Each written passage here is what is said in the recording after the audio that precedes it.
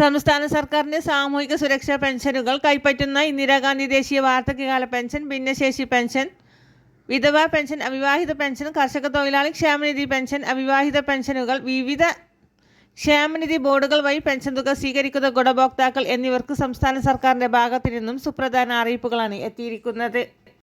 വിവിധ സ്കീമുകളിലായി പെൻഷൻ തുക സ്വീകരിക്കുന്ന ഗുണഭോക്താക്കളിൽ 10 ലക്ഷത്തിൽ അധികം അനർഹർ കടന്നുകൂടിയിട്ടുണ്ട് എന്ന് കണ്ടെത്തിയതിൻ്റെ ഭാഗമായി സംസ്ഥാന സർക്കാരിൻ്റെ ഭാഗത്തു നിന്ന് സോഷ്യൽ ഓഡിറ്റിംഗ് വാർഡ് തലത്തിൽ ആരംഭിക്കുന്നതിനായി തദ്ദേശ സ്ഥാപനങ്ങൾക്ക് സംസ്ഥാന സർക്കാരിൻ്റെ ഭാഗത്തു നിന്നും നിർദ്ദേശം നൽകി.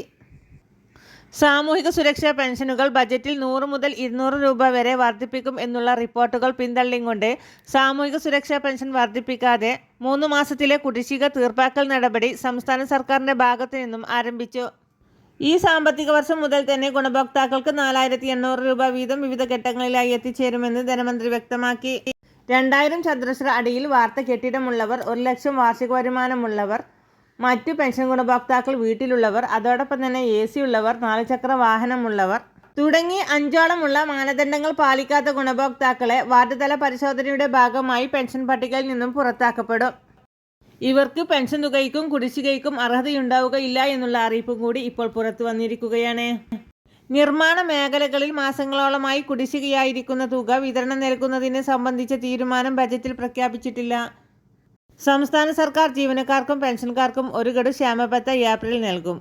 ആശയുടെ പെൻഷൻ പദ്ധതി നടപ്പിലാക്കും.